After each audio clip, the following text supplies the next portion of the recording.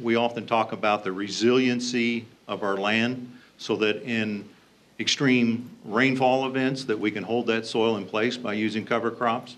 Then in our big floodplains that I farm, that we can keep the scour erosion down by having a cover crop there and using no-till. That in the drought, you know, the one nutrient that means the most to farmers is water. And when you can retain more moisture in that sponge that you're building a healthy soil, that's retaining moisture in there that makes these nutrients that are so valuable available.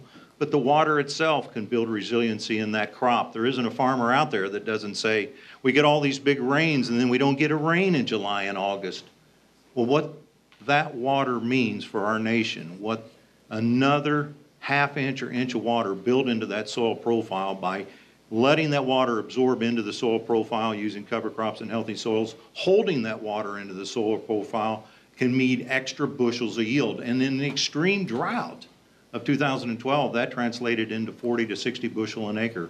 When you're talking about doing that in high yielding environments or in drought situations, that translates into economic value for that country, and holding those nutrients in place is environmental value for this country. So it's not just about what we do for the bank, it's what we do for our productivity long term and just what water means to our crop.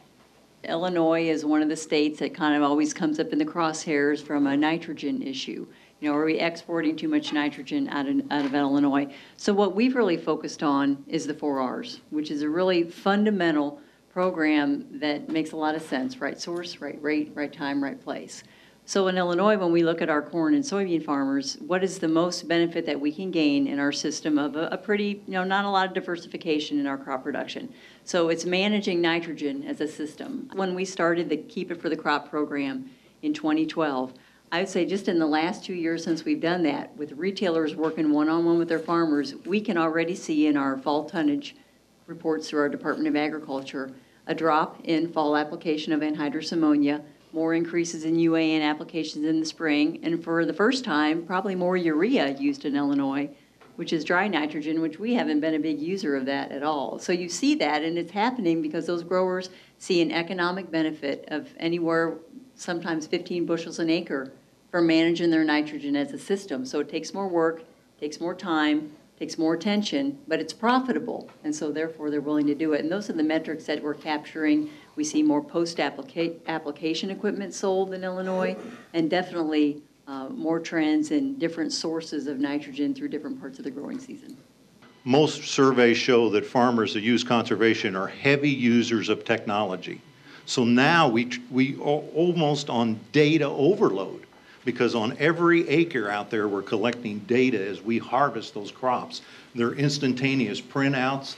There's an on-farm network that we use with all of our conservation partners that qualify just what different practices mean in different strips across the field. So farmers collect data constantly as they plant corn, as they side dress, as they harvest. So it's not how are they getting data, it's how they utilize so much data that's brought in. It's an incredible amount of information that now comes forth. So the data is there. It's how do we utilize that data?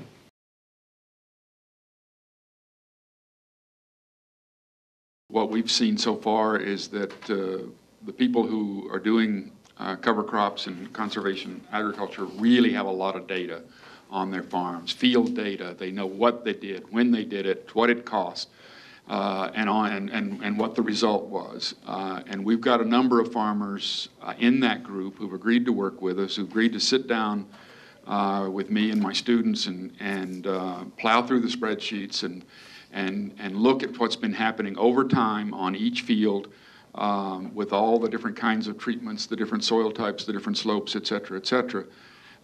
Because as I said earlier, what I've seen is that individual farmers have a good idea what's going on, but we need to be able to systematize that. We need to be able to collect data that we can then analyze and distribute in a way that's useful, so that people who haven't seen the advantages of cover crops and other practices will see it in their own interest to adopt those practices. And if they do, if we're able to successful in doing that, and we're doing a lot of this in the project we have in Indiana, then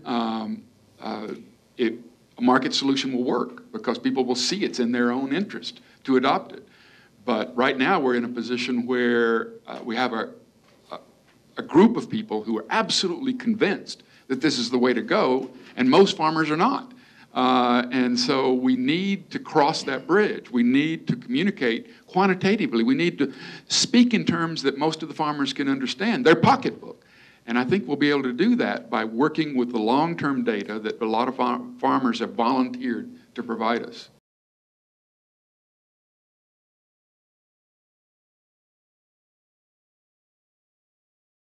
One thing we need to do is to have more systematic information so that when we're talking with farmers, they see something that applies to them, sort of like Ray said, something in their region, but beyond just in their region, something that applies to where they can see, okay, I use this crop rotation, I have this soil type, I have da-da-da-da-da, and we can have quantified what that means if you have that set of conditions, what it means for you if you adopt cover crops or other practices.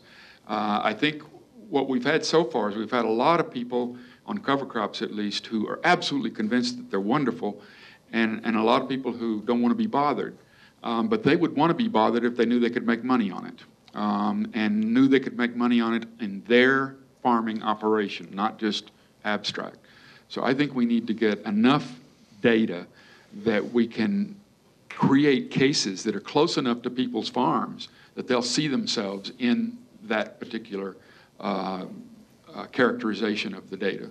The ability to gather and analyze data is opening up a whole new arena of ways to provide services to farmers, allow them to evaluate return on investment, make more site-specific decisions. The growing diversity of tools and technologies that more and more are coming online every day that provide farmers with more options. And the more that conservation systems approaches the economic benefits of these approaches, sustainability metrics and measures, and being able to really evaluate both economics and sustainability over time, the more these are embedded within and brought to farmers through their existing infrastructure, the equipment providers, the crop advisors, the fertilizer industry, I think then it really becomes part of the entire fabric. And we certainly need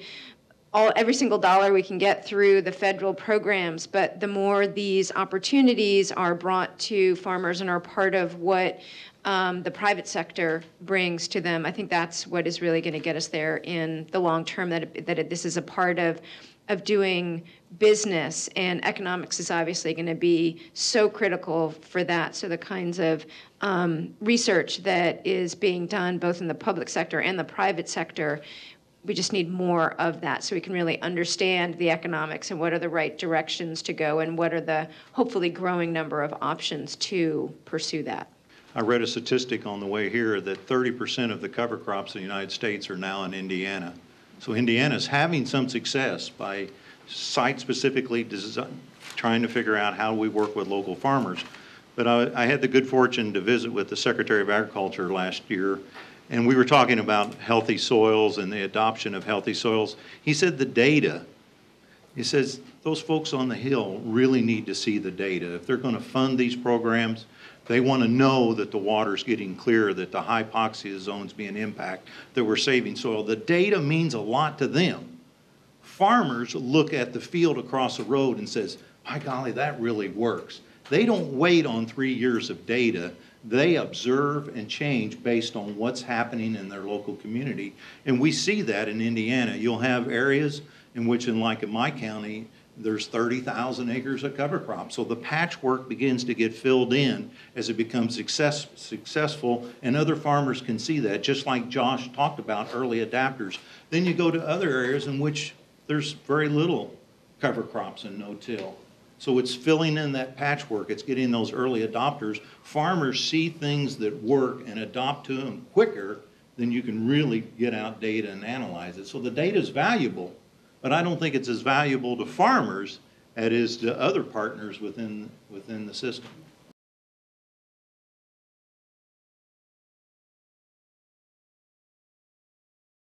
One of the great things about federal programs is they are one of the partners.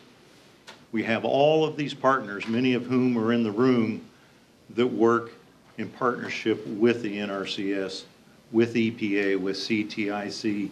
I work with the National Wildlife Federation, conservation organizations on conservation. We work with the Indiana Department of Agriculture. We work with the chemical industry and the fertilizer industry. We work with the National Corn Growers Association and the soybean folks. It's all of these partnerships that help farmers get over the hump. You know, there's so much tradition there, there's so many difficulties, but when we have a farm program that it puts out technical assistance, it allows professionals that are trained by the NRCS to go out on the land and meet with farmers. There needs to be a support system. There needs to be local community field days where farmers see what works right there in their location. And the government can be a great sponsor of this, and they can be a great partner, but they're just one of all the partners that it takes to promote conservation and make it successful. I've been trying to promote conservation for all of my adult life, and there are no easy answer. It's a tough road we go down because tradition, family, information, you know, all of these are obstacles that we overcome. The ag media plays a great role. You may have seen in every farm journal, the John Deere magazine, every one of these has great articles on conservation and building soil health and so forth. So the government plays a great role. They can help with the incentivizing, but they're just one of the many partners that play such a significant role. Thanks for everything that they do.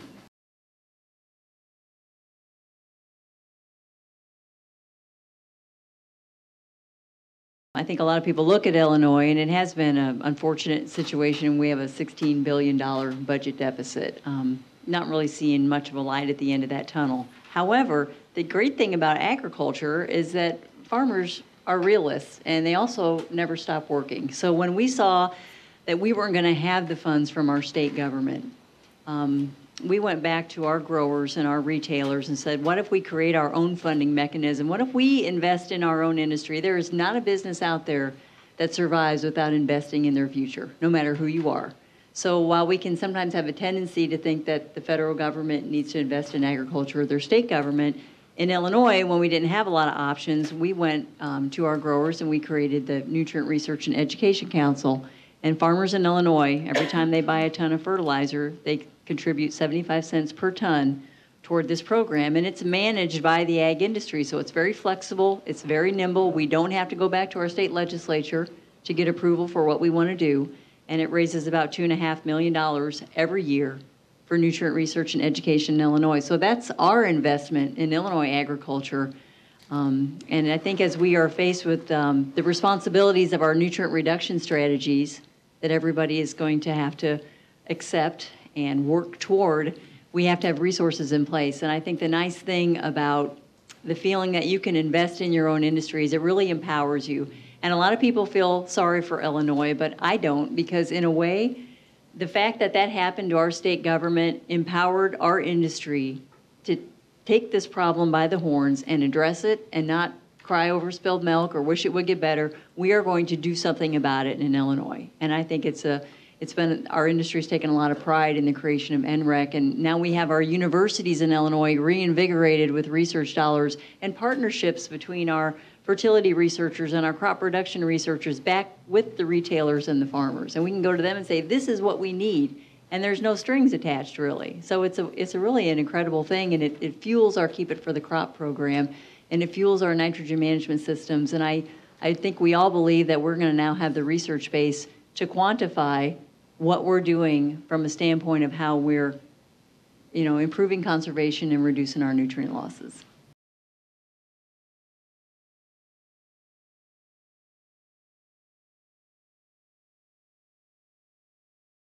One of the things that's critical in all of these partnerships and everyone we work with is unity of message. We cannot have certain groups, certain segments of the conservation community, of the commodity community, of the industry that go out here and give a different message than the one we're trying to pass on today. Unity of message is critical to the American farmer. He has to have the confidence that the conservation community is united, that this is the right thing to do, that we want to hold on to those nutrients, we want to keep them out of tile systems, that we want to have clean water, that we want to not degrade soils. I don't know of anyone that supports that. So we have to make sure we're clear in unity of message. On the research side, I think the public-private partnership also is really important. The first foray we had into cover crops was funded by Monsanto.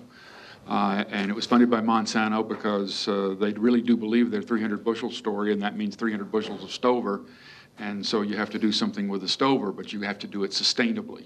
And so they wanted to know what's the impact of cover crops if you end up removing the stover for biofuels or anything else. And so they funded the first cover crop study we did because of their interest in sustainability. Then we got the CTIC funding to continue and work more in depth and get better data from farmers who were using cover crops and farmers who weren't using cover crops. So I think we do need funding, both from the public and the private sector, to get the job done. A little bit more on public-private partnership, just even circling back to field to market, where a lot of private sector players there, as well as NRCS, and on-the-ground projects that are bringing together different supply chain partners, grower organizations, NRCS offices, and within the development of the metrics and algorithms that Field to Market worked on very hard to look at the key sustainability issues, utilization of a lot of NRCS and USDA developed tools and models. And so I think that's another example that is bringing together, as I said, folks from grower organizations right down through retail, as well as NRCS and a number of universities to try to bring those pieces together. So I think that public-private partnership is critical in a number of different areas.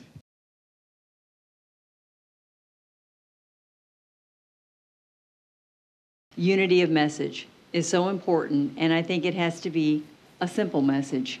And I think we focused on, in Illinois, a message that appeals, and it allows for lots of different tools in the toolbox. It is no silver bullet, and I think the danger that we can get into is trying to find the one thing that's going to solve our nutrient issues, or the one thing that's going to solve our crop production issues in general. It has to be a simple message, and we try to focus on minimizing our environmental impact and optimizing our harvest yields, which is the economics, and then maximizing our nutrient efficiency, which is efficiency. And that kind of message appeals to growers. And if you focus on that and not try to dictate, you should be doing this. I've never seen anything turn off a grower or a retailer more than someone coming into their farm and saying, well, you should be doing this. And I think that we have to continue to empower our industry to do the on-farm work. The on-farm research really gets growers engaged in the programs, that they feel like they can work on a nitrogen rate trial on their farm and figure out a reliable, defensible nitrogen rate for their farm without somebody looking over their shoulder, maybe just with their ag retailer. That's a very powerful thing. And I think if we look to the future, we have to continue to work from the bottom up and empower farmers and empower retailers, and that the different practices we'll learn about. Look how much we learned from the drought of 2012. We learned so much about that in Illinois. We had probably some of the worst nutrient losses in the history of our state. And it wasn't anything the farmers did, but we learned why we had residual nitrate, and we learned how to manage it better because of it. And so you have to take advantage of opportunities that sometimes are negative to learn how to do a better job in the future too. I see more and more pressure on our limited resources. As our populations grow, as our need for clean and abundant water supplies and healthy soils, it's going to demand more and more of our resources. We're going to have to grow bigger yields faster than what we are now. We're going to have to grow healthier foods than what we are now. And we're going to have to make do with less. There's not infinite amounts of phosphorus, for instance, so we've got to hang on to what we've got, and we've got to make it utilized. So as the pressure gets greater and greater to feed this population, to fuel this population, that's not going to change. And farmers have a real tough road ahead of us if we degrade that soil resource. So that unrelenting pressure on our natural resources is not going to change. And so we have to turn the corner and make more with less. And I think we can do that by building our soil health. Well, I think that there's just enormous opportunities for use of data, technologies, better information on economics to really, as Jean was saying, really give farmers more options for how they can improve both economically and environmentally to advance these sustainability measures and have it be good for their operation and have a diversity of options to be able to do that, to have implementing more site-specific management be more accessible and easier, and the economics become clear, to have a greater diversity of ways to get cover crops in the ground and have them thrive, and to have farmers be able to adopt reduced tillage or no-till conservation measures, and have this whole systems approach. And also getting at the fact that it's never going to be 100% efficient, and so we need to find the most site-specific and efficient ways to get essentially the filtering job done, and be able to do that on the smallest footprint of land, so that we can truly address things like the Gulf of Mexico and the Chesapeake Bay, and do it in ways that doesn't take any land out of production, that doesn't need to be, because we're going to need all of it in production if we're going to meet these productivity demands. You know, sometimes when I speak overseas, I talk about the greatest success story ever told is American agriculture. And part of the reason for that success is the fact that we have all these partnerships. We have research and extension, and the history of improvement in technology in American agriculture is partly a history of research discoveries that move very quickly through the extension system to farms, and farmers are adopting. It's been a glorious story, and what I see in the next 10 years is that more and more of that focus will be on conservation. More of that focus will be on cover crops. More of that focus will be on translating and transferring the results of research to farmers in their specific situation, in their specific conditions, and that's pretty exciting.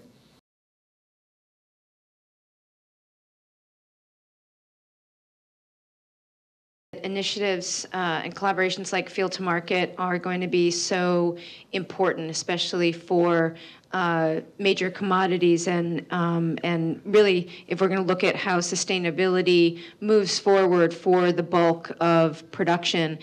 So we really need those commonly understood and shared metrics and ways of measuring, and a focus on not that sustainability is some point that we reach, but that it's looking at how the bulk of production, how the needle moves in terms of those key metrics of water quality, energy, climate, habitat, water use, and soil.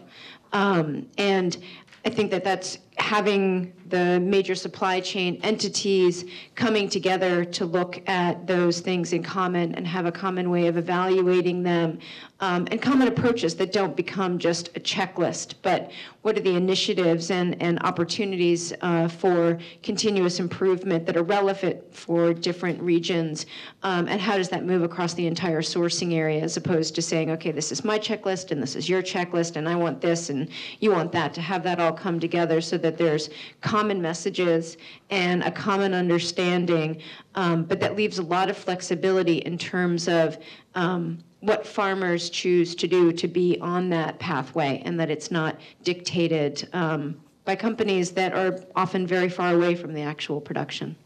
I think if you ask a group of farmers to define what sustainability is, you'll get a different answer from everybody. I think it's a real kind of an enigma still for a lot of people, but I agree with Susie, because it should never be a checklist. Because when you're done with the checklist, what, are you done? And you're never going to do anything different after that, or that's as good as it gets?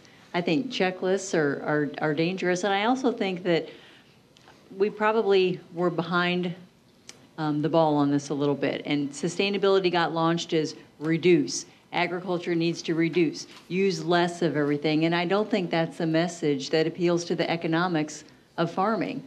It isn't about doing less, it's about using our resources wisely, and that doesn't necessarily mean less.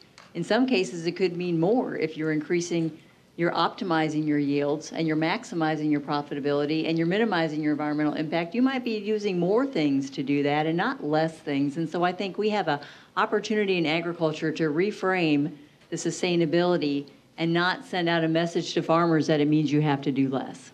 Because then I think then you don't get the partnerships that you need when they feel like everything is stacked against them. I found myself almost like a broken record. Every time we would come to a point of talking about pieces of data or information about the farm, I kept asking, now, why do we need that? What use is that going to serve? How is it going to assure that sustainability is achieved? My biggest fear in that whole process, that whole experience, was that this could become a huge, enormous burden on farmers without necessarily the benefits we're looking for. So I think there's a red flag that we have to be careful about, that whatever sustainability or certification programs emerge, they need to be farmer friendly. They need to get the data that's needed and no more. They need to be a clear application of whatever it is that the farmer has to certify.